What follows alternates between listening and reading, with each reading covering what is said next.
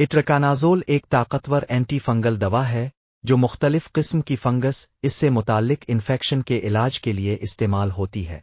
ये ख़ास तौर पर वो फंगस जो इंसानी जिस्म में मौजूद अहम हिस्सों में इन्फेक्शन पैदा कर सकती हैं, जैसे कि फेफड़े, जल्द और दीगर आज़ा के खिलाफ मुअस्सिर है।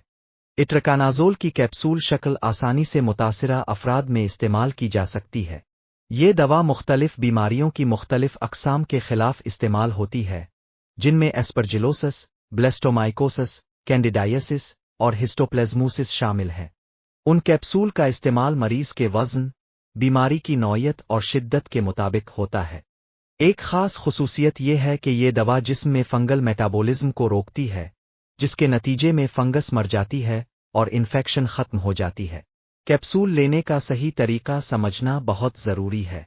अमूमन इट्रकानाज़ोल कैप्सूल खाने के साथ इसके बगैर ली जा सकती हैं, मगर बेहतर हज़म के लिए खाने के साथ लेना तजवीज़ किया जाता है। रोज़ाना की खुराक का दारोमदार डॉक्टर की सिफारिशात पर होता है, और ये याद रखना ज़रूरी है कि किसी भी दवा को बेजा ना ले। सारी में इट्रकानाज़ोल के कुछ मुमकिना साइड इफ़ेक्ट्स मौजूद हैं, जिनमें मतली, सरदर्द और जिल्द की खारिश शामिल है। अगर कोई मरीज शदीद साइड इफ़ेक्ट्स महसूस करे तो फौरी तौर पर डॉक्टर से रुजू करना चाहिए।